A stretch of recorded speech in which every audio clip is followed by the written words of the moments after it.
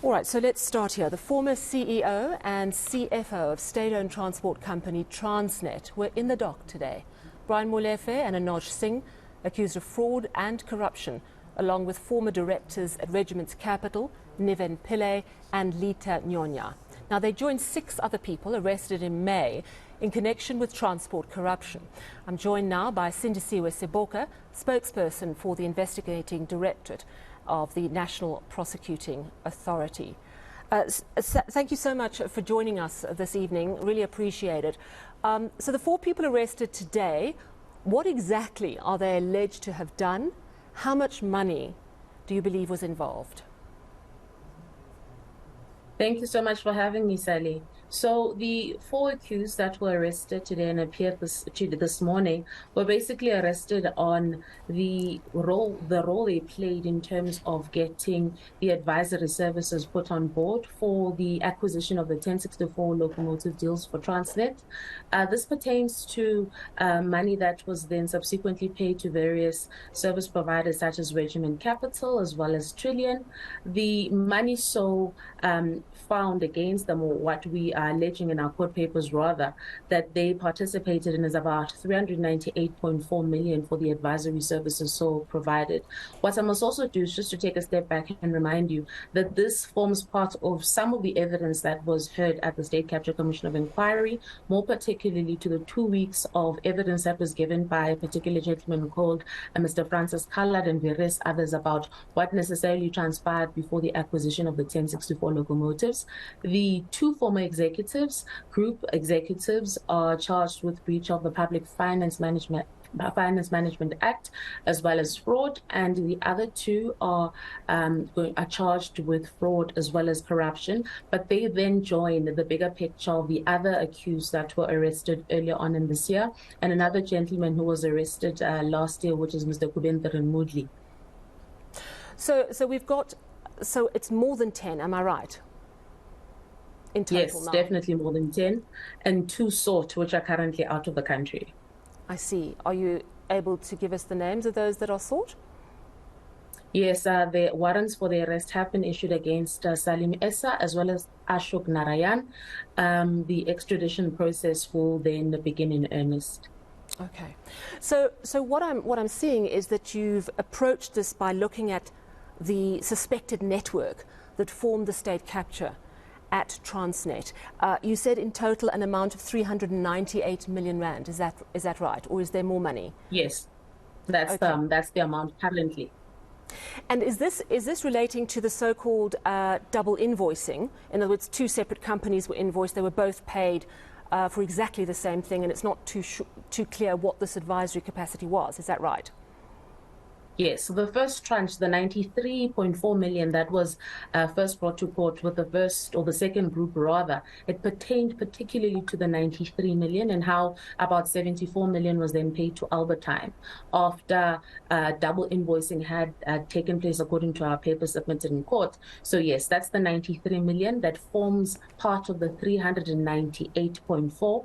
Then the 304 that is also part and parcel of this pertains to the other part, which looked at the advisory services of the club loan that was required and how the Transnet was then going to be able to pay for the 1064 locomotive deal. So all of this pertains to the advisory services that took place at that particular time. Okay. So now what I want to ask you about is we know that so much came out of the Zondo report around what was going on and the concerns about Transnet, which I would have imagined gave you a really good grounding, though probably your investigations had started before that. For someone to be arrested, there has to be prima facie evidence. There has to be on the surface pretty compelling evidence that something has gone wrong, that something looks really dodgy. Take me through the difference between what we heard at Zondo, which were fairly damning, but all recommendations said more investigation, and how much extra evidence you've had to gather to actually get this to the point of people being arrested today. So you rightly put it that what you hear at the Zondo Commission is basically putting a spotlight as to what possibly could have happened and unearthing evidence that you ordinarily would not have heard, because people would be sitting in cushy jobs outside of the state-owned entity after having a stint there, and them deciding that they'll never want to talk about what transpired at the time when they were at the various state-owned entities. But what then happens at the Zondo Commission, when you hear all this damning evidence while you're an investigator looking at the evidence that you have so found, is that it's a pointer as to where else to look for in order to be able to corroborate as much information before you bring it to court. But what we must also mention is that as the NPA Investigating Directorate, we have what we call prosecution guided investigation. So while the investigator is going about their way, trying in order to put information together that could possibly hold and become a docket that we strongly believe in, there's also checks and balances that take place where we have to then get the assistance of financial investigators to look at it, and other experts and data analysts to then put this information together. But a simple answer would be that after you've heard information at Zondo, investigations had already begun in some of the aspects within law enforcement. Rigorous investigation needs to take place, which would mean interviewing various witnesses, making sure that these witnesses are credible witnesses, because you'd have seen at the commission, some witnesses were later discredited by what they'd said, where they'd say that it was hearsay evidence, or I heard a third person tell me that this and this person got the money. Well, we need to be able to have whatever they are saying be put in an affidavit and something that they can later be quizzed on, and have backing information, data to support all of the allegations that they make. Because you would know that while many persons' names were mentioned at the commission, if there is no evidence to prove that, it will stay as gossip. Yeah, exactly. And I suppose you've had to do, you mentioned data, but data includes, I suppose, following the money trail as well, because that often takes one on very interesting journeys. How plausible is it, looking at Brian Molefe and Anoj Singh, I mean, these were the two big guys at Transnet. How plausible is it that they could have been hoodwinked? We've seen Anoj Singh at the State Capture Commission. He was sort of saying, well, reading spreadsheets is not really my thing, and could he have been completely naive and hoodwinked? He seems to be sort of suggesting that from the State Capture Commission. When you get to a position of a CEO and a CFO, is plausible deniability actually a thing still? I think what I must put out there is that the persons that we've arrested at this particular case are not your Tom, Dick and Harrys on the streets. These are chartered accountants. These are accomplished persons, one of which, without name dropping, has actually won awards many a times for being one of the best accountants in the country. So such persons cannot reasonably, from a lay person's perspective, be seen as not knowing what was happening or reading through various documents before signing them.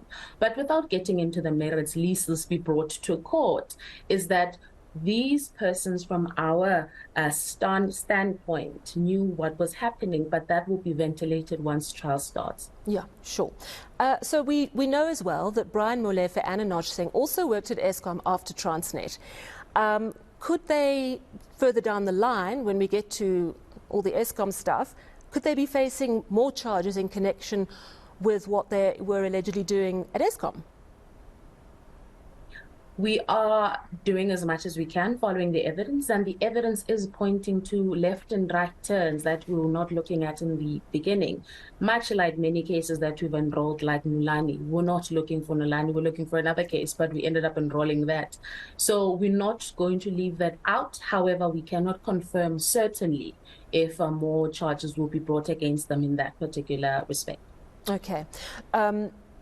You are in the thick of state capture arrests. Now, we've seen a lot of key arrests. I mean, you guys must be very pleased that you're at a point where you can show the public that action is being taken. It must be difficult when everyone's going, we want to see people in orange overalls, we want action now.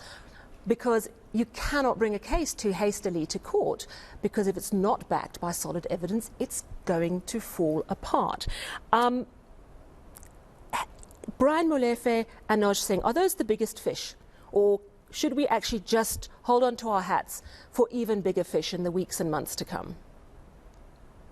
Sally, what I always say to people, big is very relative. The next group of people who might bring might actually shock everyone or might be underwhelming, depending on where exactly you're sitting. But we, as the investigating directorate, are not necessarily pleased by this arrest, actually. We are basically back at work trying to make sure that we have more further arrests pointing to the evidence that we already have, so that by the time the October deadline comes, when we committed to court that we come back on in October, that all our ducks in a row. So for us, it's about the next one and the next one. We haven't actually taken any of this in yet.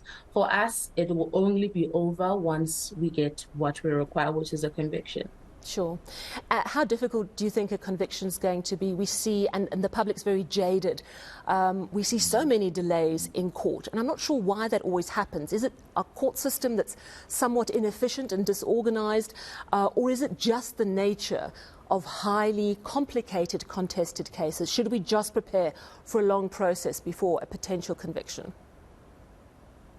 I wouldn't want to jump the gun, but what I will definitely say is that you'd know that our constitution, which is a very good constitution, allows rights to basically appeal and appeal and appeal various matters and to bring various applications on various other applications.